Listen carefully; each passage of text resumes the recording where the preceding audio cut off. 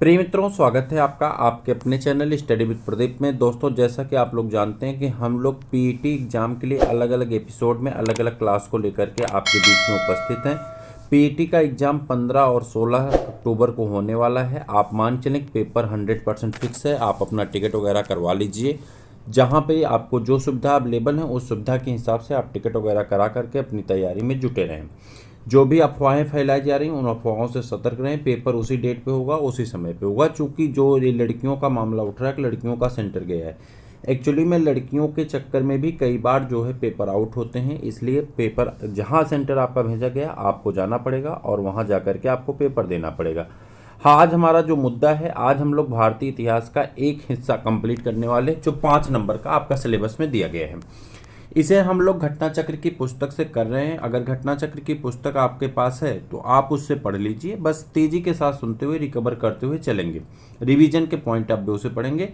यदि बुक नहीं तो इसका पीडीएफ आपको मिल जाएगा। आप हमें व्हाट्सअप कर दीजिए, नीचे डिस्क्रिप्शन में नंबर है, व्हाट्सअप करिए तो इसका पीडीएफ हम आपको सेंड कर देंगे। ठीक है। सिंधु घाटी सभ्यता से जो प्रश्न पूछे गए हैं अभी तक यूपी में, उन प्रश्नों को सभी प्रश्नों को रखा गया। तो एक प्रश्न आपके सामने है, ग्राम विकास अधिकारी में पूछा गया था 2018 में जो पेपर हुआ था, उसका पुनः पेपर होने वाला है और बहुत जल्दी उसकी डेट आने वाली हम आपको बताएंगे। चैनल से जुड़ेंगे तो आपको न्यूज के माध्यम से बताया जाएगा। आगे बढ़िए। हड़प्पा सभ्यता के एक हिस्से लोथल की खोज किसने की थी? कह रहा लोथल जो हड़प्पा सभ्यता का एक हिस्सा है लोथल, और इसकी खोज कहाँ किसने की थी? इसका आंसर देना। दयाराम साहनी, राखल दास बनर्जी, एस.आर. राव या आर.एस. बिष्ट ने किया था। अब आपको बताना आर.एस. राव जो है इसका, एस.आर. राव इसका सही आंसर है, लेकिन क्या होता है, ये कहाँ पाया जाता है, ये सब कुछ देखना है यहाँ पे। अहमदाबाद जिले, अहमदाबाद कहाँ है? गुजरात के सागरवाला ग्राम में से 80 किलोमीटर दक्षिण में भोगवा नदी के तट पर, किस नदी के तट पर पाया जाता है? भोगवा नदी के तट पर पाया जाता है स्थित लोथल की खोज सर्वप्रथम डॉक्टर एस.आर. राव ने 1954 ईस्वी में किया था। दो चीजें आपको मिली, एक तो भोगवा नदी के तट पे है लोथल, और लोथल कहाँ पे है? गुजरात में है, ये भी आपको मिल गया। और किसने खोजा था? तो डॉक्टर एस.आर. राव ने खोजा था, ये भी आपको मिल गया। किस सन में खोजा था? 1954 में खोजा था। ये आपका एक महत्वपूर्ण प्रश्न हो गया, यहाँ से प्रश्न हो सकता पूछा जाए। हड़प्पा काल का इनमें से कौन सा नगर 3 भागों में विभाजित था? यानी वह कौन सा ऐसा नगर है जो 3 अलग अलग भागों में विभाजित था? तो वो होता है आपका धौलावीरा। आप सबको ज्ञात है कि धौलावीरा जो है, हड़प्पा काल का धौलावीरा नगर जो है 3 भागों में विभाजित किया गया था। इसमें एक गुजरात के कच्छ जिले में स्थित है। यह स्थानीय रूप से कोटदा टिम्बा के नाम से जाना जाता था। तो इसका जो यह गुजरात राज्य के कच्छ जिले में स्थित है, कौन? धौलावीरा। और इसके स्थानीय रूप से इसे क्या कहते हैं? कोटदा तिम्बा के नाम से जाना जाता है। अगला प्रश्न आपसे पूछा जा रहा है, सिंधु घाटी सभ्यता के बारे में इनमें से कौन सा कथन सही है? और यह पूछा गया है आपका वीडियो में, यानी ग्राम विकास अधिकारी के पेपर में 2018 में। सिंधु लोग कपास का उत्पादन करने वाले पहले व्यक्ति थे, तो ये आपका सही आंसर है। उन्होंने लकड़ी के बक्से में अनाज भंडारित किया, ये गलत है। तो आपका जो सही आंसर हो जाता, पहला चूंकि सही मिल गया और हमें सही ढूंढना था तो आपका पहला ही सही हो गया। तो कहा जा रहा सिंधुकालीन अर्थव्यवस्था सिंचित कृषि, अधिशेषी, पशुपालन, दस्तकारी तथा आंतरिक और विदेश व्यापार पर आधारित थी। यहाँ से प्राप्त वनस्पति अवशेष के आधार पर यह कहा जा सकता है कि यहाँ के लोग गेहूं, जौ, ज्वार, बाजरा, चावल की खेती करते थे। सर्वप्रथम कपास के उत्पादन भी सिंधु सभ्यता के लोगों ने ही किया था। यूनानी इसे सिंडोन कहते थे, क्योंकि इसकी उत्पत्ति सिंधु घाटी में हुई थी, इसलिए सिंडोन के नाम से इसे सिंधु घाटी सभ्यता को जाना जाता था। यूनानी लोग कहते थे। मोहनजोदड़ो शब्द का अर्थ क्या होता है? तो आप जानते हैं माउंट ऑफ द डेथ, यानी मृतकों का टीला। हिंदी में इसे क्या कहते हैं? मृतकों का टीला। और ये भी ग्राम विकास अधिकारी के फर्स्ट शिफ्ट के पेपर में आपसे पूछा गया था। ग्राम माउंट ऑफ डेथ यानी मृतकों का टीला।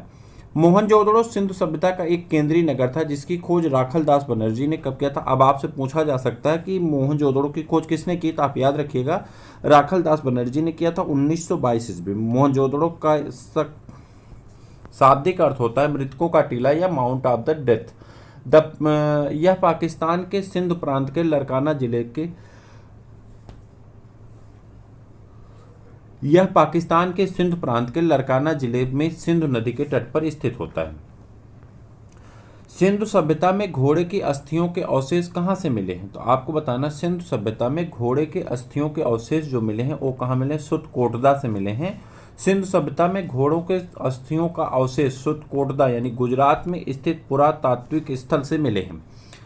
और राना घुंडई से घोड़े के दांत मिले हैं। लोथल एवं मोहनजोदड़ो से घोड़े के मृत मूर्तियां मिली हैं, यानी मिट्टी की बनी हुई मूर्तियां मिली हैं।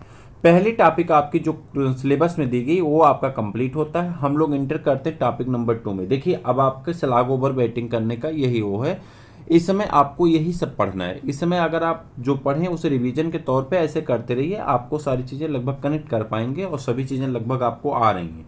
तो कम समय में तेज रिवीजन के साथ लिए आप स्टडी विद प्रदीप से जुड़े। हर परीक्षा की तैयारी आपकी कराई जाती है जो आपके लिए लाभदायक होता है और फ्री में होता है तो आपके लिए और लाभदायक है। बस आपको सब्सक्राइब करना है और लाइक के बटन को प्रेस कर देना है। व्हाट्सअप नंबर से जुड़ करके इसका PDF भी प्राप्त कर लेना, नीचे डिस्क्रिप्शन में व्हाट्सअप नंबर दिया गया। ठीक है। वैदिक संस्कृत की अगर हम बात करें तो निम्न में से कौन सा उपवेद नहीं है? कह रहा कौन सा ऐसा है उपवेद नहीं है। ठीक है, वेदों का एक उपवेद होता है। ठीक है, आप जानते हैं वेदों की संख्या 4 है, वेदांग होते हैं 6, पुराण होते हैं कितने जो हैं 18 और उपनिषद होते हैं 108। तो यहाँ पे बात हो रही थी कि उपवेद कितने हैं, तो उपवेद नहीं है। अच्छा पूछ रहा उपवेद नहीं है, तो यहाँ आप देखिए उपवेद मुख्यतः 4 हैं। कौन कौन से? 1 मिनट सुनिएगा, पहले ऊपर देख लीजिए। उपवेद मुख्यतः 4 हैं, यजुर्वेद, गंधर्व वेद, शिल्प वेद या इसी को स्थाप्त वेद कहते हैं, या शास्त्र वेद या धनुर्वेद कहा जाता है। ये 4 हैं। कौन कौन से? यजुर्वेद, गंधर्व वेद, शिल्प वेद या शिल्प वेद को स्थाप्त वेद कहते हैं, या शास्त्र वेद या धनुर्वेद भी कहते हैं। आयुर्वेद चिकित्सा से संबंधित है। ठीक है, गंधर्व वेद नृत्य संगीत से संबंधित है, शिल्प वेद भवन निर्माण से संबंधित है, और शास्त्र वेद जो है युद्ध की शैलियों यानी युद्ध की कलाओं से परिचित है या युद्ध की कलाओं के बारे में ज्ञान देता है। वैदिक देवता इंद्र किसके देवता थे? वैदिक काल के जो देवता थे उनका क्षेत्र बटा हुआ था, जैसे डिपार्टमेंट है ना उस तरह से डिपार्टमेंट बटा हुआ था, तो इनका डिपार्टमेंट बटा था। तो जो इंद्र थे जिसे हम लोग पुरिंद्र कहते हैं, पुरिंद्र मतलब ईश्वरों के ईश्वर। ठीक है, ईश्वरों के राजा जो हैं पुरिंद्र थे, उनका नाम इंद्र था। इन्हीं को रावण ने धमकी दिया था, जब ये अपना विमान भेजे थे तो इनको धमकी दिया था कि राम से निपटने के बाद निपटेंगे। तो वही इंद्र हैं, ये भगवान वाले। तो इनसे पूछा जा रहा है कि किस चीज़ के देवता थे वैदिक काल में, इन्हें किसका देवता माना जाता था? तो वर्षा और चक्रवात के देवता थे। किसके? वर्षा और चक्रवात के देवता माने जाते हैं। कौन? बताइए। इंद्र। प्राचीनतम वेद ऋग्वेद है। अन्य 3 वेद यजुर्वेद, सामवेद व अथर्ववेद है। ऋग्वेद में यज्ञ में देवताओं का आवाहन करने के लिए मंत्र है। यह सनातन धर्म का आरंभिक स्रोत है। इसके सूक्तों की संख्या 1028 तथा मंत्रों की संख्या 10,552 है। इसमें देवताओं की स्तुति की गई है और इसके कुल 10 मंडल होते हैं। कितने मंडल होते हैं? 10 मंडल होते हैं। आपसे बहुत ज़्यादा पूछा जाता है 9वां मंडल, तो आपको बताना होगा। आगे प्रश्न है, ऋग्वेद में निहित गायत्री मंत्र किस देवता को समर्पित है? गायत्री मंत्र किसको समर्पित है? ये इंपॉर्टेंट क्वेश्चन है आपके लिए। सावित्री को। किसको समर्पित है? सावित्री को समर्पित है। यानी ऋग्वेद में निहित गायत्री मंत्र सावित्री देवता या सूर्य देवता को समर्पित है। ऋग्वेद के 3रे मंडल में, किस मंडल में? ऋग्वेद के 3रे मंडल में गायत्री मंत्र का वर्णन है, जिसे विश्वामित्र द्वारा रचित माना जाता है। रामायण में मांडवी किसकी पत्नी थी? रामायण में मांडवी किसकी पत्नी थी? तो आप जानते हैं मांडवी भरत की पत्नी का नाम था। मांडवी किसकी पत्नी का नाम था? भरत की पत्नी का नाम था। राम की पत्नी का नाम सीता था और लक्ष्मण की पत्नी का नाम उर्मिला था, और जो शत्रुघ्न है उनकी पत्नी का नाम क्या था? श्रुतकीर्ति था। उनकी पत्नी का नाम क्या था? श्रुतकीर्ति था। आपको याद होगा श्रुतकीर्ति किसकी पत्नी का नाम था? शत्रुघ्न की पत्नी का नाम क्या था? श्रुतकीर्ति था। उर्मिला लक्ष्मण की पत्नी का नाम था। सीता सबको पता है, सीता माता किसकी पत्नी थी? रामचंद्र जी की पत्नी थी। और मांडवी जो है ये भरत की पत्नी थी। तो ये भी आप जानते हैं। ठीक है, आपसे हो सकता है कि इस बार शत्रुघ्न का पूछ ले, हो सकता है लक्ष्मण का पूछ ले, तो याद रखिएगा ये कॉमन सी जानकारी है और सबको लगभग ये आता है। आप इतना तो रामायण जानते हैं, तो इतनी चीज़ें आपको आनी चाहिए। चारों लोगों के मतलब दशरथ के चारों पुत्र बहुओं के नाम आपको याद करना है। क्रम गलत ना होने पाए ये भी याद रखना। सीताराम, ठीक है। मांडवी जो है किसकी पत्नी है, भरत की पत्नी है। उर्मिला लक्ष्मण की पत्नी है। और श्रुत कीर्ति जो है ये शत्रुघ्न की पत्नी होती हैं, ठीक। महाभारत में वर्णित कुरुक्षेत्र की लड़ाई कितने दिनों में कंप्लीट हुई थी, तो आप कहेंगे 18 दिनों में पूर्ण हुई थी। और इसीलिए जो आपका ये गीता है यानी महाभारत जिसे आप कहते हैं उसमें 18 अध्याय हैं और एक दिन में एक अध्याय के बारे में ऐसा कहा जाता है, बताया गया है। तो 18 अध्याय हैं उसमें। तो आप कहेंगे महाभारत में वर्णित कुरुक्षेत्र का युद्ध कौरवों और पांडवों के मध्य लड़ा गया था, जो कि हस्तिनापुर साम्राज्य के सिंहासन की प्राप्ति के लिए लड़ा गया था। यह युद्ध 18 दिनों तक लड़ा गया था। ये हो गई आपकी दूसरी टॉपिक कंप्लीट, जो आपका दिया गया है कोर्स में, जो इससे अभी तक प्रश्न पूछे गए हैं। आगे बढ़ते हैं। तीसरी टॉपिक आपका कोर्स में दिया गया बौद्ध धर्म, गौतम बुद्ध, जीवन और शिक्षाएं। अब जो प्रश्न इनसे पूछे गए उन प्रश्नों को हम लोग एक एक करके देखेंगे। निम्नलिखित में से कौन सा बौद्ध पवित्र स्थल निरंजना नदी के तट पर स्थित है, तो आप बताएंगे वह कौन सा स्थान है जो निरंजना नदी के तट पे है। तो आप कहेंगे बोध गया जो है निरंजना नदी के तट पे पाया जाता है। बोध गया कहाँ पाया जाता है, निरंजना नदी के तट पे पाया जाता है। आप जानते हैं प्रसिद्ध बौद्ध स्थल बोध गया निरंजना नदी के किनारे स्थित है। बोध गया में ही गौतम बुद्ध को ज्ञान की प्राप्ति हुई थी और उसके पश्चात वह बुद्ध के नाम से प्रसिद्ध हुए। तभी से यह स्थल बोध गया के अनुयायियों के लिए अत्यंत महत्वपूर्ण है। वर्ष 2002 में यूनेस्को द्वारा इस शहर को विश्व विरासत स्थल के रूप में घोषित किया गया। यूनेस्को द्वारा 2002 में इसे विश्व विरासत स्थल के रूप में घोषित किया गया। बोध गया एक महत्वपूर्ण बौद्ध तीर्थ केंद्र क्यों है? बोध गया एक महत्वपूर्ण बौद्ध तीर्थ केंद्र क्यों है? तो आप कहेंगे गौतम बुद्ध यहाँ पैदा हुए थे, क्योंकि गौतम बुद्ध ने यहाँ ज्ञान प्राप्त किया था, क्योंकि गौतम बुद्ध ने ज्ञान प्राप्त करने के बाद यहाँ अपना पहला उपदेश दिया था, क्योंकि गौतम बुद्ध ने यहाँ निर्माण की प्राप्ति की थी। तो गौतम बुद्ध बोध गया में गौतम बुद्ध को क्या हुआ था, ज्ञान की प्राप्ति हुई थी। गौतम बुद्ध को क्या हुई थी, ज्ञान की प्राप्ति हुई थी। गौतम बुद्ध कहाँ पैदा हुए थे, आप बताइए। गौतम बुद्ध को ज्ञान की प्राप्ति कहाँ हुई थी, ज्ञान प्राप्त करने के अपना पहला उपदेश कहाँ दिए थे, ये भी आपको बताना है। और उनका निर्माण कहाँ हुआ था, ये भी आपको बताना है। ये चारों क्वेश्चन के आंसर आपको बताना है। मुझे उम्मीद है कि आपको सब पता है। ज्ञान प्राप्त करने के बाद गौतम बुद्ध को किसके रूप में जाना गया, तो महात्मा बुद्ध के रूप में जाने गए, यानी बुद्ध के रूप में जाने गए। ग्राम विकास अधिकारी में ये भी प्रश्न आपका पूछा गया है। किस स्मारक से गौतम बुद्ध ने दुनिया के लिए बौद्ध धर्म के लिए दिव्य ज्ञान का प्रसार किया था? कह रहे कौन सा ऐसा स्मारक था जहां से उन्होंने दुनिया के लिए बौद्ध धर्म का दिव्य प्रचार किया था? तो वो आपका हो जाएगा, यहाँ पे उन्होंने जो प्रचार किया था वो कहाँ से किया था, सारनाथ से किया था, ठीक है। लेकिन उसे को धर्म चक्र प्रवर्तन कहते हैं, ठीक है। ऋषपत्तनम सारनाथ वाराणसी से किया था, लेकिन चूंकि ऑप्शन में वाराणसी सारनाथ ऋषपत्तनम नहीं दिया गया है, इसलिए आप कहाँ जाएंगे, तो महाबोध मंदिर समूह परिसर से कहेंगे। लेकिन सही आंसर आपका यहाँ पे ऑप्शन में नहीं दिया गया था और इसका सबको कॉमन नंबर मिला था। आगे बढ़ जाते हैं। बुद्ध को परिनिर्वाण कहाँ प्राप्त हुआ था? तो आप जानते हैं बुद्ध को परिनिर्वाण प्राप्त हुआ था कुशीनगर में। कहाँ पे? कुशीनगर में प्राप्त हुआ था। महात्मा बुद्ध को मल्ल गणराज्य की राजधानी कुशीनारा यानी कुशीनगर में 483 ईस्वी पूर्व में परिनिर्वाण प्राप्त हुआ था। बौद्ध ग्रंथ में इसे महापरिनिर्वाण कहा जाता है। बोध गया ओरुवेला में महात्मा बुद्ध को ज्ञान की प्राप्ति हुई थी। ऋषपत्तनम यानी सारनाथ में उन्होंने पहला अपना प्रथम उपदेश दिया था, जिसे धर्म चक्र प्रवर्तन की संज्ञा दी गई थी। आगे बढ़ जाते हैं। अगला प्रश्न है, उस स्थान का नाम बताइए जहां बौद्धों की मान्यता के अनुसार गौतम बुद्ध ने अपनी मृत्यु के बाद परिनिर्वाण प्राप्त किया था। तो आप कहेंगे कुशीनगर में। उनका परिनिर्वाण कहाँ हुआ था? कुशीनगर में हुआ था। ये मंडी परिषद में पूछा गया प्रश्न है। बौद्धों के लिए उत्तर प्रदेश के में किस फिर से देखिएगा। बौद्धों के लिए उत्तर प्रदेश में स्थित सारनाथ क्यों महत्वपूर्ण है? क्योंकि वहां पे उन्होंने अपना पहला उपदेश दिया था। तो आपसे ये पूछा गया विधान भवन रक्षक के 2016 के पेपर में, ज्ञान प्राप्त करने के बाद महात्मा बुद्ध ने अपना पहला उपदेश कहाँ दिया था? तो आप कहेंगे ऋषपत्तनम सारनाथ में दिया था। बुद्ध ने अपना पहला उपदेश कहाँ दिया था? सारनाथ में दिया था। ये भी आपका आसान क्वेश्चन। उसके बाद बुद्ध ने अपना पहला धर्मोपदेश देते हुए अपने मत की आधारशिला रखी थी। कौन से मत की आधारशिला रखी थी? तो सारनाथ से अपने मत की आधारशिला रखी थी। गौतम बुद्ध ने का जन्म कपिलवस्तु में, कहाँ पे इनका जन्म हुआ था? कपिलवस्तु के निकट जो है लुम्बिनी नामक एक स्थान है, वहाँ पे इनका जन्म हुआ था। बुद्ध ने अपना पहला धर्मोपदेश सारनाथ में दिया था। यहाँ उन्होंने 5 ब्राह्मण सन्यासियों को अपना उपदेश दिया, जिसे बौद्ध धर्म में धर्म चक्र प्रवर्तन के नाम से जाना जाता है।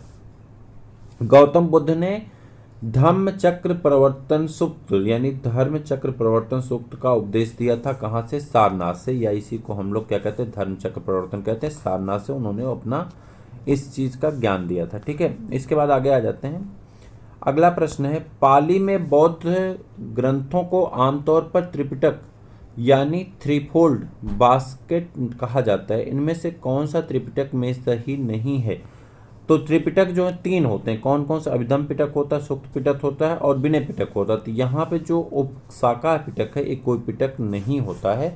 3 ही पिटक हैं। कौन कौन से? अधिगम पिटक, सुक्त पिटक और विनय पिटक। और जो ये चौथा उपशाखा दिया गया, ऐसा कोई पिटक नहीं होता है। नागार्जुन कौन थे? नागार्जुन जो थे ये एक बौद्ध दार्शनिक थे। नागार्जुन कौन थे? बौद्ध दार्शनिक थे और इनके बारे में कुछ जानकारियां यहाँ नीचे दी गई। जैसे नागार्जुन एक बौद्ध दार्शनिक थे। वे कुषाण शासक कनिष्क के समकालीन थे। उन्होंने प्रज्ञा पारमिता सूत्र की रचना की थी। किसकी सूत्र की? कौन सी? प्रज्ञा पारमिता सूत्र की रचना किसने की थी? तो आप कहेंगे नागार्जुन ने किया था, जिसमें शून्यवाद यानी सापेक्षवाद का प्रतिपादन किया गया था। वे माध्यमिक दर्शन के प्रमुख आचार्य थे। भारत में स्थित किस शहर को विश्व का सबसे पुराना शहर माना जाता है? तो आप कहेंगे वाराणसी को। हिंदू पौराणिक कथा के अनुसार वाराणसी काशी विश्व का प्राचीनतम शहर है। बुद्ध काल में वाराणसी काशी राज्य की राजधानी थी। राजा बिंबिसार के दरबार में उस प्रसिद्ध चिकित्सक का क्या नाम है जो भगवान बुद्ध के निजी चिकित्सक भी थे? तो कौन भगवान बुद्ध के निजी चिकित्सक थे? तो उनका नाम था जीवक। और जीवक जो थे ये कहाँ पे पाए जाते? बिंबिसार के दरबार के प्रसिद्ध चिकित्सक थे और इन्होंने भगवान बुद्ध का भी इलाज किया था, या उनके निजी चिकित्सक कह सकते हैं। जीवक प्राचीन भारत के प्रसिद्ध आयुर्वेदाचार्य थे। वे गौतम बुद्ध के निजी चिकित्सक तथा बिंबिसार के चिकित्सक भी थे। बिंबिसार मगध का राजा था और अजातशत्रु बिंबिसार का पुत्र था। अगली फिर महत्वपूर्ण टॉपिक आपकी जो है वह है आपका जैन धर्म, जिसे हम लोग कहते हैं महावीर स्वामी से संबंधित है, और महावीर स्वामी के जीवन और शिक्षाओं से संबंधित चीज़ों के बारे में बताना है। तो यहाँ पे आ जाते हैं। पहला प्रश्न दिया गया है, जैन धर्म पहले जैन तीर्थंकर कौन थे? ये इंपॉर्टेंट क्वेश्चन पेट के लिए हो सकता है, क्योंकि ऐसे ही प्रश्न पेट में पूछे जाते हैं। राजस्व निरीक्षक में पूछा गया है, यानी लेखपाल में पूछा गया प्रश्न है। तो आप कहेंगे ऋषभ देव थे। पहले तीर्थंकर कौन थे? ऋषभ देव थे। तो आपका सही आंसर कौन हो जाएगा? ऋषभ हो जाएगा।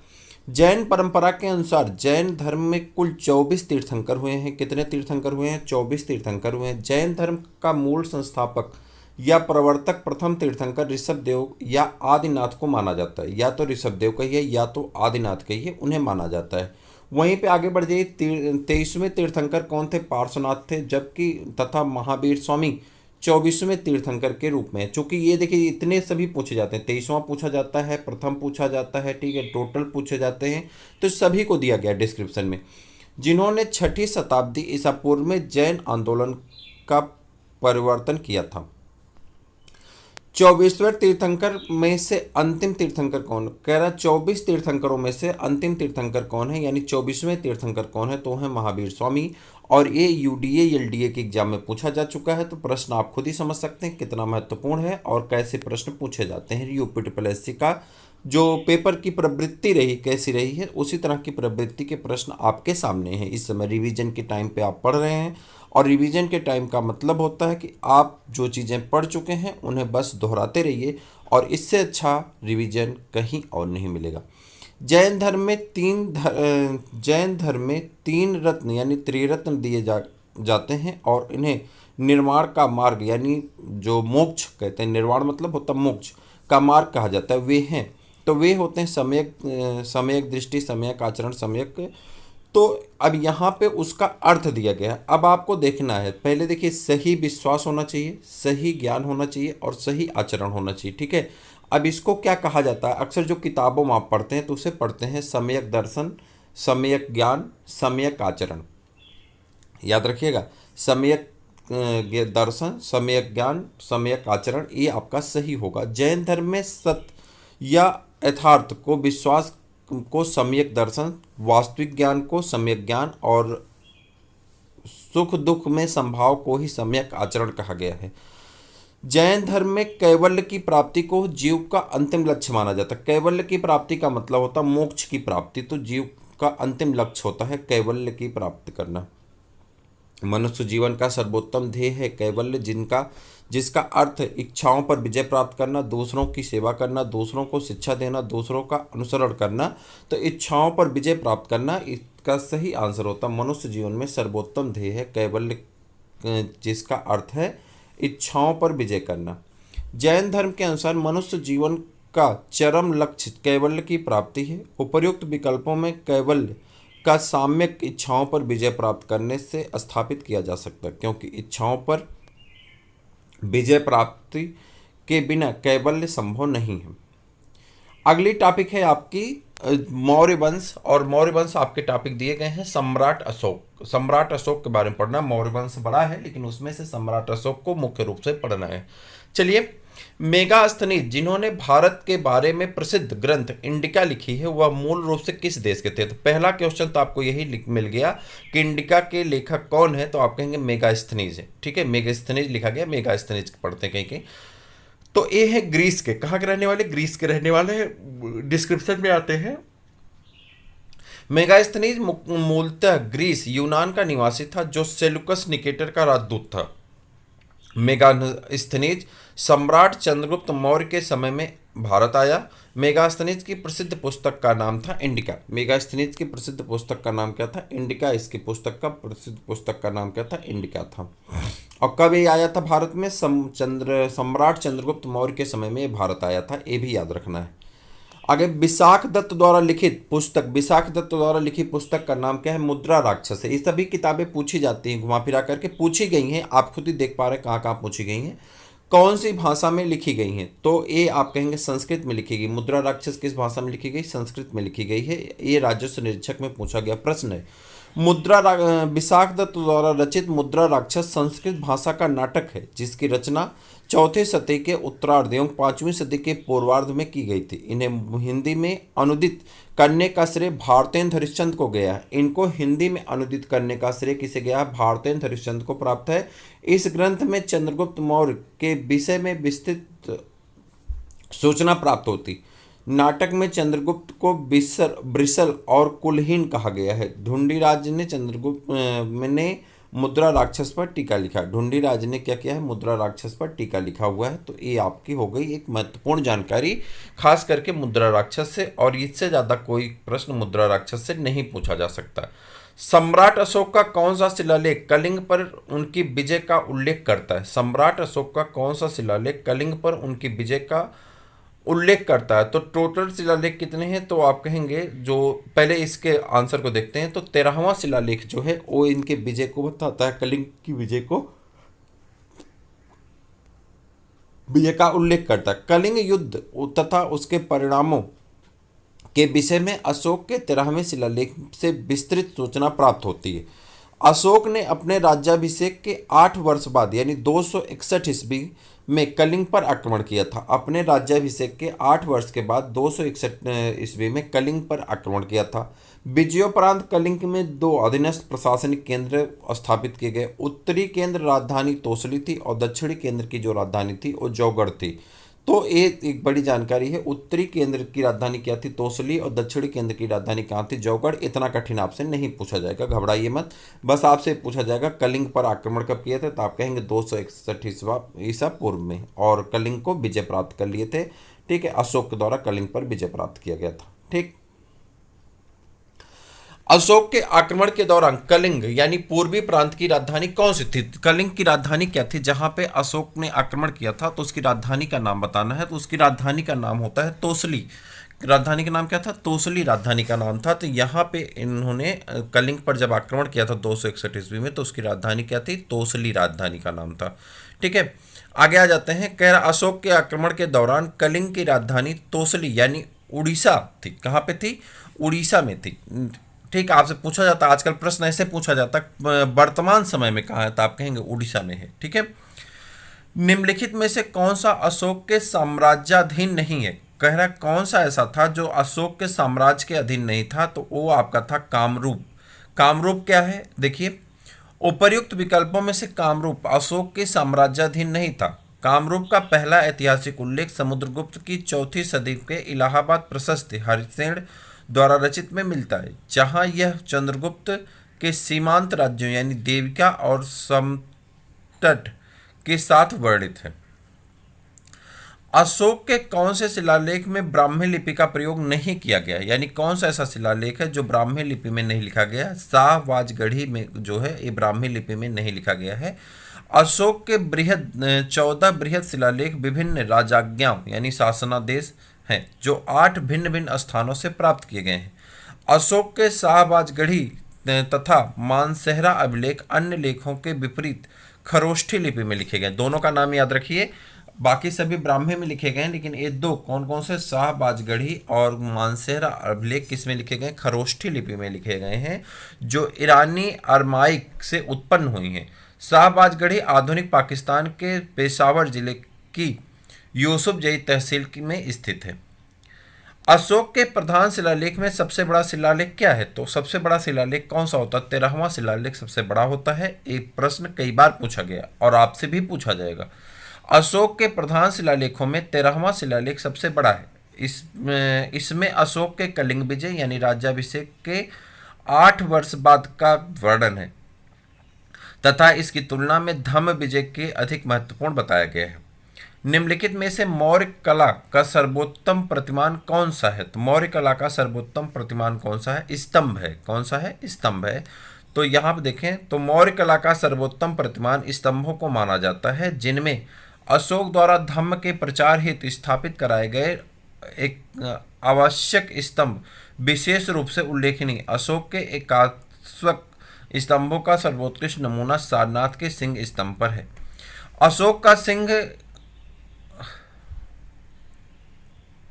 सिंह चतुर्भुज स्तंभ शीर्ष एक स्तंभ है, कहाँ पे, सारनाथ में। ठीक है, अशोक का एक स्तंभ सारनाथ में स्थित है जिसे अशोक महान ने बनवाया था। सारनाथ स्थित स्तंभ के शीर्ष पर 4 शेर बैठे हैं और सभी की पीठ एक दूसरे से सटी हुई। सारनाथ के अशोक स्तंभ को भारत ने राष्ट्रीय प्रतीक के रूप में अपनाया है। अशोक स्तंभ के निचले भाग में स्थित चक्र को भारतीय तिरंगे के मध्य में रखा गया है। मौर्य अर्थव्यवस्था मुख्य रूप से निर्भर थी। मौर्य अर्थव्यवस्था मुख्य रूप से निर्भर थी किसके ऊपर, तो आप कहेंगे कृषि अर्थव्यवस्था पर निर्भर थी। मौर्य अर्थव्यवस्था मुख्यतः कृषि अर्थव्यवस्था थी। भूमि कर जिसे भाग कहा जाता था राजस्व का प्रमुख प्रकार था। यह उत्पादन का 1/6 होता था। देवनामप्रिय नाम किसे दिया गया था, देवनामप्रिय नाम किसे दिया गया था, हर्ष को, अशोक को, कनिष्क को और चंद्रगुप्त मौर्य को। देवनामप्रिय मौर्य शासक अशोक को कहा जाता है। अशोक को पियदिस्सु भी कहा जाता है। अशोक का नाम मास्की, गुर्जरा, तिरूर, उदगोलम में अभिलेखों में मिलता है। अशोक को धम्मनीत योंग कलिंग युद्ध के लिए विशेष तौर से जाना जाता है। आगे आ जाते हैं। अशोक से प्रश्न आपके बहुत सारे पूछे जाते हैं, देखते हैं क्या है आगे। अच्छा, एक खत्म हुआ, आ गया दूसरा जो है इंपॉर्टेंट टॉपिक, उसका नाम है दूसरी इंपॉर्टेंट टॉपिक का गुप्त वंश, समुद्रगुप्त, चंद्रगुप्त द्वितीय। खगोलविद वराहमिहिर और कवि कालिदास किसके दरबार के हिस्सा थे। खगोलविद वराहमिहिर और कवि कालिदास किसके दरबार के हिस्सा थे, तो आप कहेंगे ये दरबार के हिस्सा थे इनके जो है क्या नाम है, विक्रमादित्य के। खगोलविद वराहमिहिर और कवि कालिदास सम्राट चंद्रगुप्त द्वितीय विक्रमादित्य के नवरत्नों में से थे।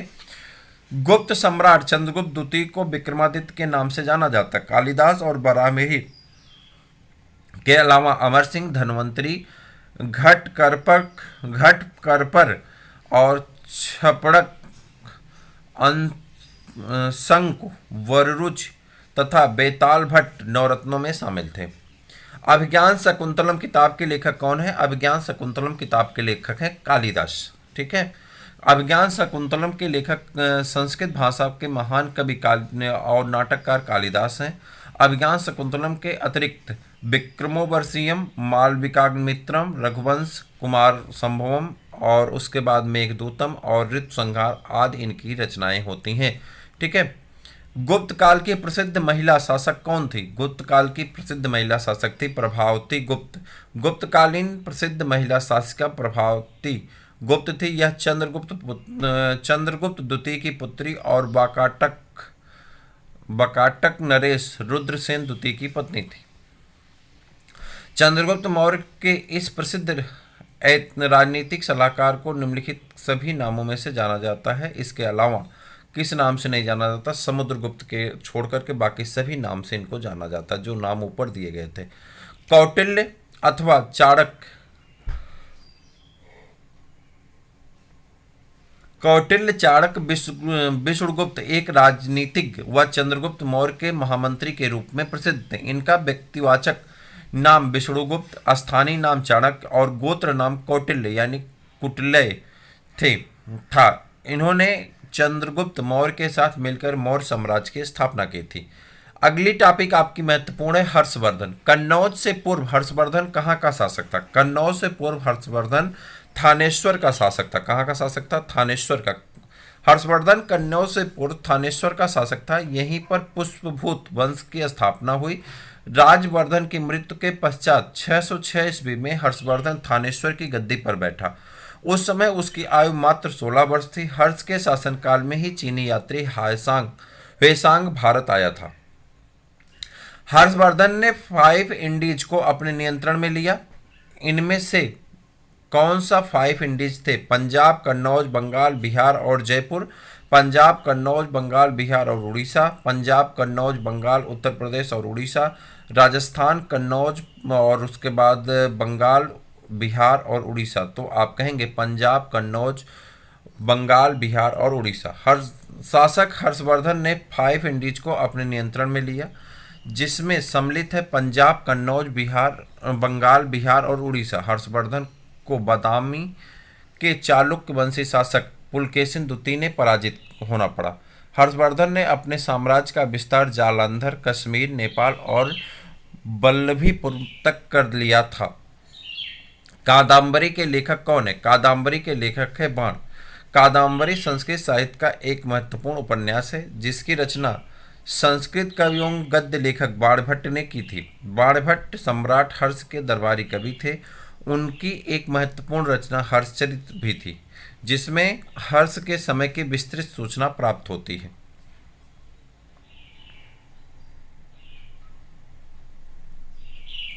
राजपूत काल की बात करें, कौन सा साहित्य संगम साहित्य के रूप में प्रसिद्ध है? कौन सा साहित्य संगम साहित्य के रूप में प्रसिद्ध है? तो वो है तमिल साहित्य, वैदिक साहित्य और उर्दू साहित्य, संस्कृत साहित्य। तो आपका सही आंसर होगा यहाँ पे। चलिए, प्राचीन तमिल साहित्य को संगम साहित्य कहा जाता है। संगम तमिल कवियों विद्वानों की एक सभा या परिषद थी, जिसका आयोजन पांड्य राजाओं द्वारा कराया गया था। कुल 3 संगमों का आयोजन किया गया है।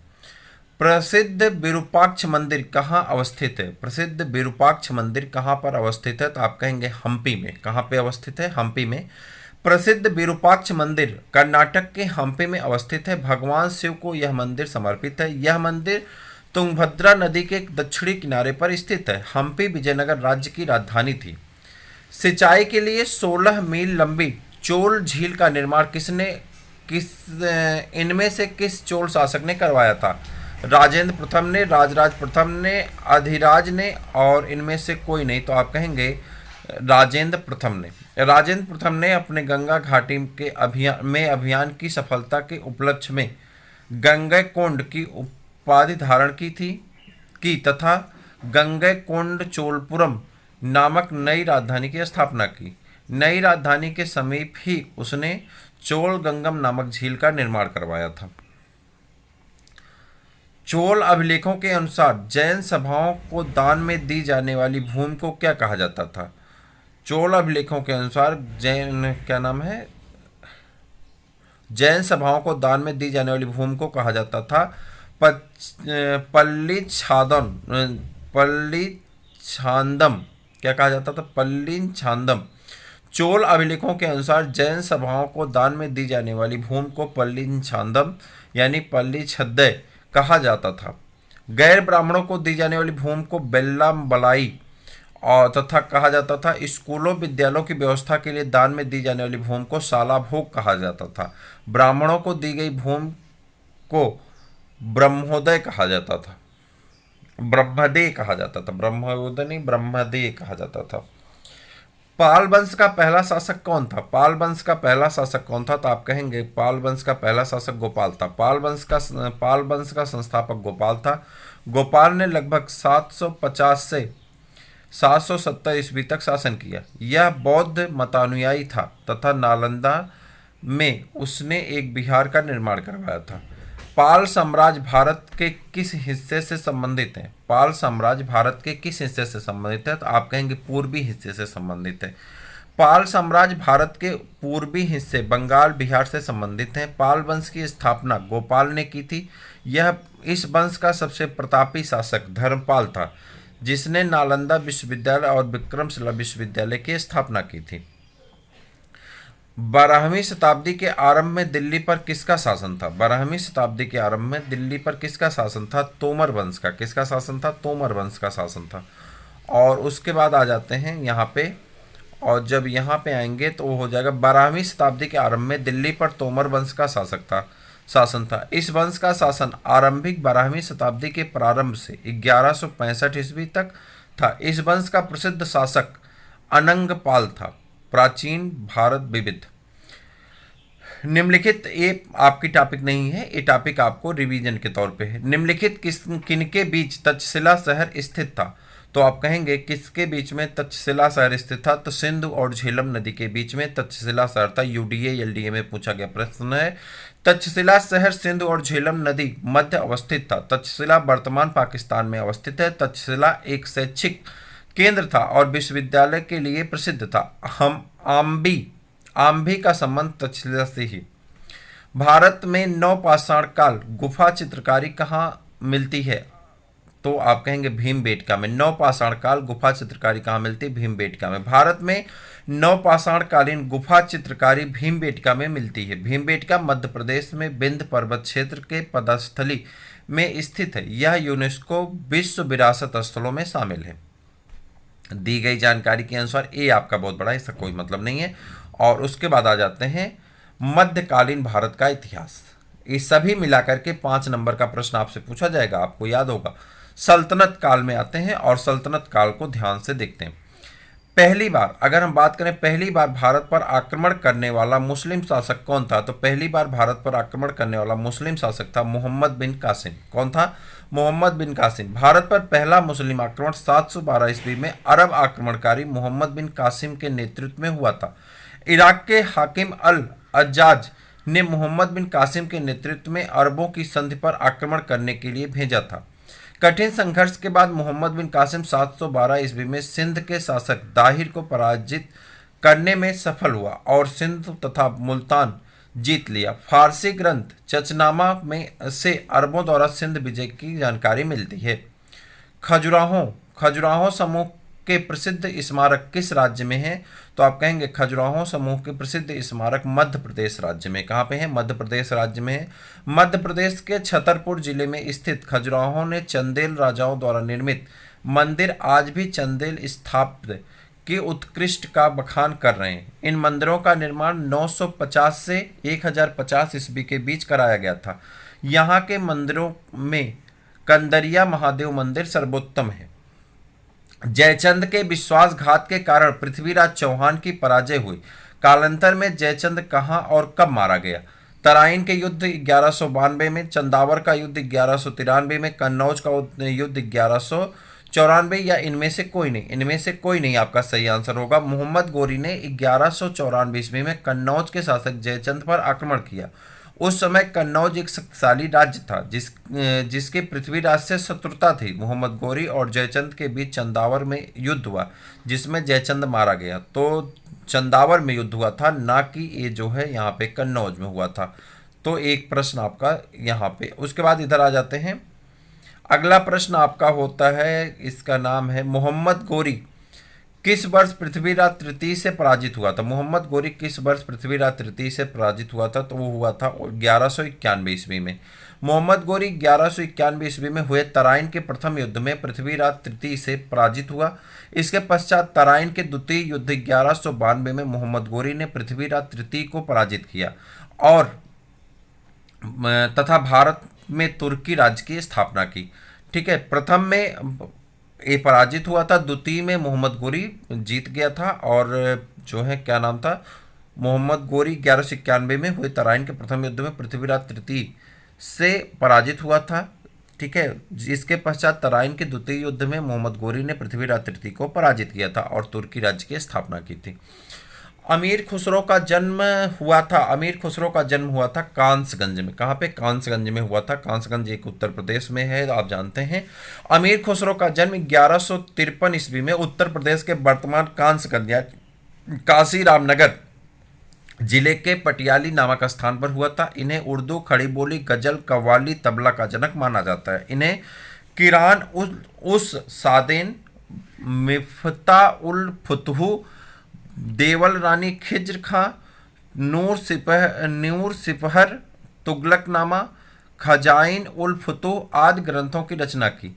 इन्हें तोतिए हिंद के नाम से भी जाना जाता। अमीर खुसरो का जन्म 1252 ईस्वी में ये बताती है एनसीईआरटी और 1253 ईस्वी में बताते हैं हरिश्चंद्र वर्मा की जो इतिहास आता है उसमें बताया जाता है 1253 ईस्वी और 1252 ईस्वी बताया जाता है एनसीईआरटी के द्वारा। अब कौन सही है ईश्वर जाने।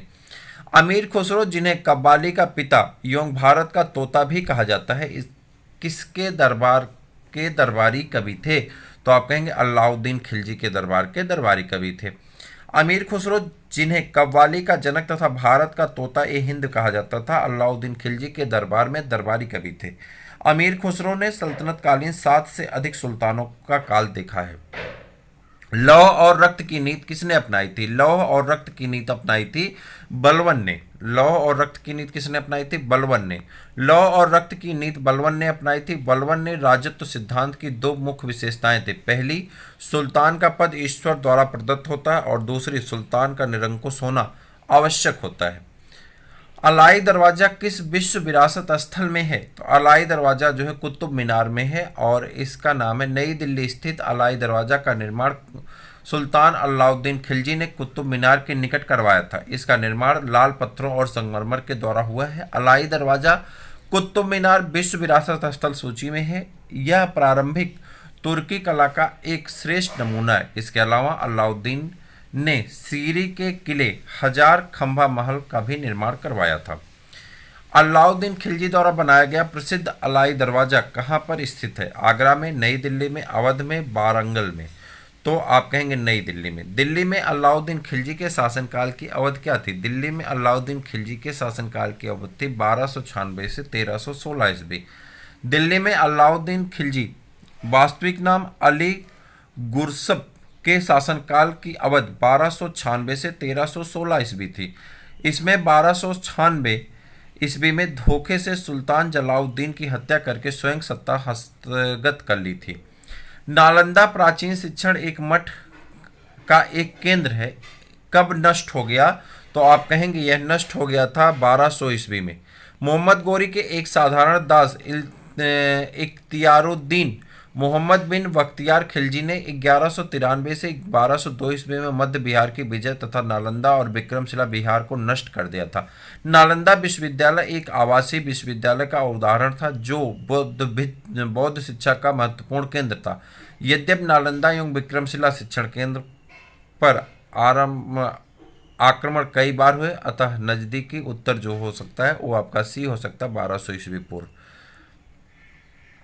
अगला प्रश्न आपका है कुछ इस प्रकार से, यहाँ पे एक सेकेंड। हाँ, भारत पर तैमूर ने किस वर्ष आक्रमण किया था? भारत पर तैमूर ने किस वर्ष आक्रमण किया था? तो आप कहेंगे 1398 ईस्वी में। मध्य एशिया के मंगोल सेनानायक तैमूर ने 1398 ईस्वी में तुगलक वंश के अंतिम शासक नसीरुद्दीन मोहम्मद के समय भारत पर आक्रमण किया था। तैमूर का यह आक्रमण तुगलक वंश और दिल्ली दोनों के लिए विनाशकारी सिद्ध हुआ। किस शासक ने भारत में तुगलक वंश की नींव रखी थी? किस शासक ने भारत में तुगलक वंश की नींव रखी थी? तो आप कहेंगे गयासुद्दीन तुगलक ने। भारत में तुगलक वंश की स्थापना गयासुद्दीन तुगलक गाजी मलिक ने 1320 ईस्वी में की थी। सिंचाई हेतु नहर निर्माण करवाने वाला गयासुद्दीन पहला शासक था। खिज्र खां निम्नलिखित में से किस राजवंश से संबंधित हैं? खिज्र खां जो संबंधित हैं वो है सैयद वंश से संबंधित है। खिज्र खां सैयद वंश का संस्थापक था। यह 1414 ईस्वी में दिल्ली की राजगद्दी पर बैठा। 1421 ईस्वी में खिज्र खां की मृत्यु हो गई। किसके शासनकाल में इब्न बतूता भारत आया था? तो इल्तुतमिश के शासनकाल में इब्न बतूता मोहम्मद बिन तुगलक के शासनकाल में इब्न बतूता भारत आया था। मोरक्को का यात्री इब्न बतूता तुगलक शासन मोहम्मद बिन तुगलक के शासनकाल में भारत आया था। मोहम्मद बिन तुगलक ने इसे राजदूत बनाकर के चीन भेजा था। इब्न बतूता का यात्रा वृतांत रेहला के नाम से जाना जाता है। किस वर्ष बाबर ने सुल्तान इब्राहिम लोदी को पानीपत की लड़ाई में पराजित किया था? तो वो आपका आंसर हो जाएगा 1526 ईस्वी में। कब पराजित किया था? 1526 ईस्वी में। ठीक है, उसके बाद आ जाएंगे निम्नलिखित में से कौन दिल्ली सल्तनत के इतिहास का लेखक नहीं है? दिल्ली सल्तनत के इतिहास का लेखक नहीं है। अब्बास खां सरवानी, अमीर खुसरो, जियाउद्दीन वर्नी और मिन्हाज उस सिराज। तो आप कहेंगे अब्बास खां, क्या नाम है? अब्बास खां सरवानी। दिल्ली सल्तनत के इतिहास के लेखकों में अब्बास खां सरवानी शामिल नहीं। अब्बास खां सरवानी ने शेरशाह सूरी का इतिहास लिखा है और तथा इस पुस्तक का नाम है तारीख ए शेरशाही। अन्य सभी दिल्ली सल्तनत के इतिहास लिखा है। विजयनगर साम्राज्य के संस्थापक कौन थे? विजयनगर साम्राज्य के संस्थापक थे आपके जो है विजयनगर साम्राज्य की स्थापना 1336 ईस्वी में हरिहर और बुक्का नामक दो भाइयों ने मिलकर की थी। उन्होंने संगम वंश की नींव रखी और शासन किया। यद्यपि हरिहर प्रथम शासक था परंतु विजयनगर साम्राज्य की स्थापना हरिहर और बुक्का दोनों ने मिलकर किया था। अतः इस प्रश्न का सही आंसर ए और बी दोनों ऑप्शन होगा। विजयनगर राज्य किस नदी के किनारे स्थित है? तो आप कहेंगे तुंगभद्रा नदी के किनारे स्थित है। विजयनगर कृष्णा नदी के सहायक तुंगभद्रा नदी के तट पर हरिहर प्रथम एवं बुक्का राय प्रथम दोनों भाई ने 1336 ईस्वी में विजयनगर राज्य की स्थापना की थी। विजयनगर का वर्तमान नाम हम्पी है। इस साम्राज्य पर 4 राजवंशों संगम वंश, सालुब वंश, तुलुब वंश और अराविडु वंश ने लगभग 300 वर्षों तक शासन किया। विजयनगर साम्राज्य का सबसे प्रसिद्ध राजा कृष्णदेवराय है। विजयनगर का साम्राज्य उनके कार्यकाल में भव्यता के शिखर पर पहुंचा था।